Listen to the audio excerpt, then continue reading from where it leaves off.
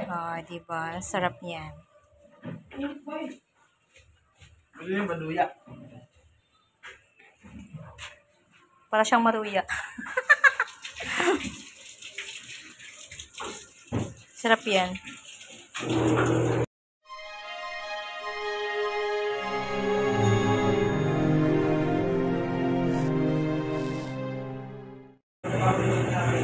Hello! Magandang umaga! Ngayon, lulutuin natin ay tortang kalabasa. Itong ating kalabasa, yan ay ating nilaga, ating pinalambot yan. Tapos haluan natin siya ng giniling. Ito ay isang buong kalabasa na nilaga. Saka ito yung ating giniling, yan ay 1/4 kilo lang.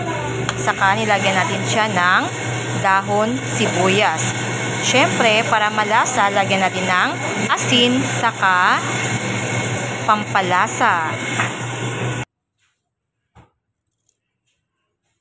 Kunting asin ang lagay natin.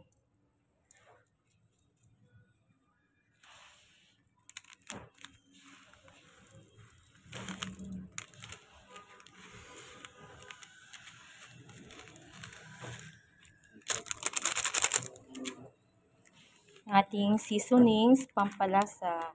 Malat kasi itong crispy fry. Kaya konti lang asin lagay natin.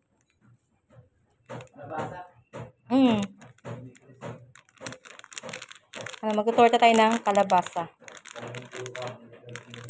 Para medyo crispy siya, lagyan natin ng crispy fry. Isang sachet. Lagyan din natin ng flour. Isang tasang flour.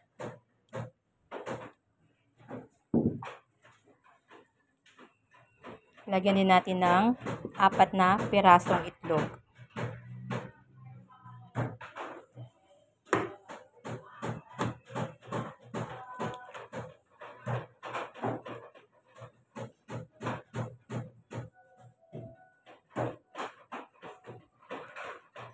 Nalaglag pa yung yung shell.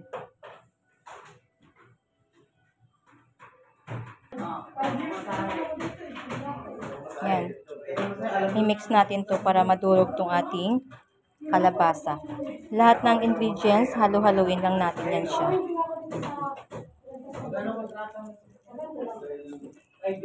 I-mix natin lahat yung ating mga ingredients. Para lahat ay malasa. Pakamayin lang natin siya kasi pakainin naman natin to. Ito yung ating ulam.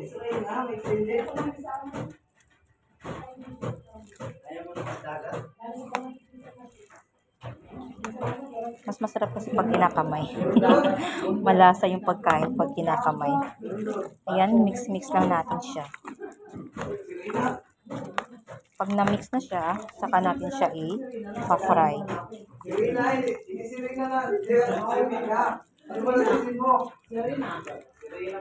Pasustansya yung kalabasa.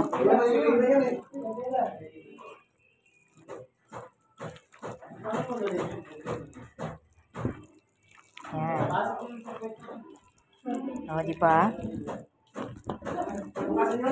I-mix-mix lang natin to siya hanggang siya sa madurog para masarap yung ating tortang kalabasa.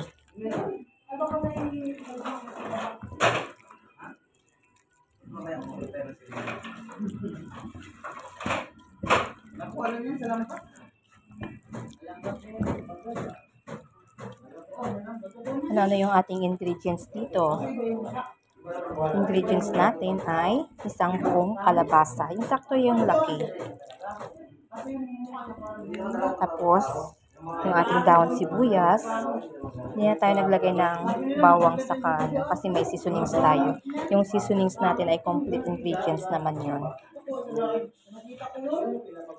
Yung seasonings natin ay 3 sachet yun. Tapos isang crispy fry. Saka 4 na itlog. Yung dahon sibuyas natin ay worth 20 pesos yun.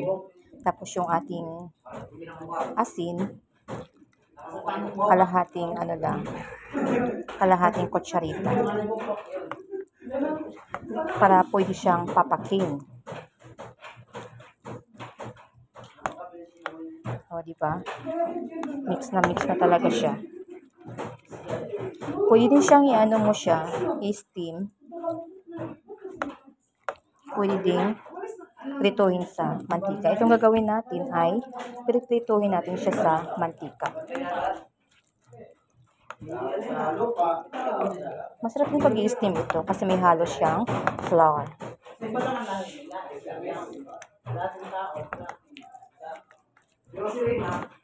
O, diba? Ito, yan. Pwede ito siya i-fry. Tikman natin. Sarap na. Hilaw pa lang siya, masarap na siya. Lalo na pag i-fried, mas lalong masarap. Ayan, ready to fry na yung ating tortang kalabasa, yung ating menu ngayon. So, painitin natin yung ating mantika.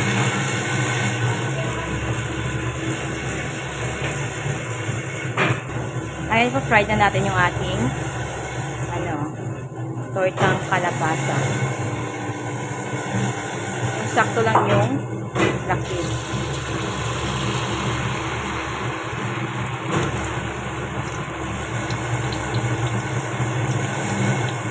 Kailangan mainit na mainit yung ating kawali.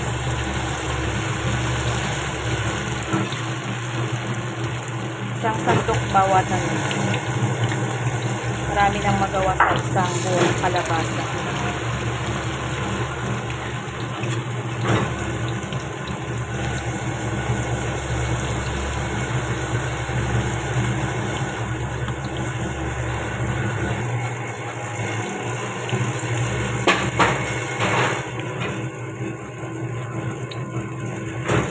Kailangan di masyadong makapal yung ano mo. Para di siya masyadong dumikit. Pag makapal kasi, dumidikit. Kailangan sakto lang. Sakto lang yung kapal ng tortang kalabasa. Ayan, medyo malapit na siyang maluto.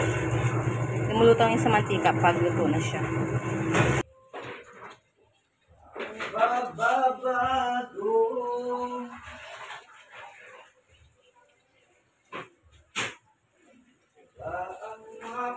Ito, luto na yung ating tortang kalabasa. Merong hindi toasted, meron ding toasted. Ito masarap to toasted. Diba? Sarap niyan. Ano yung maduya? Para siyang maruya. Sarap yan.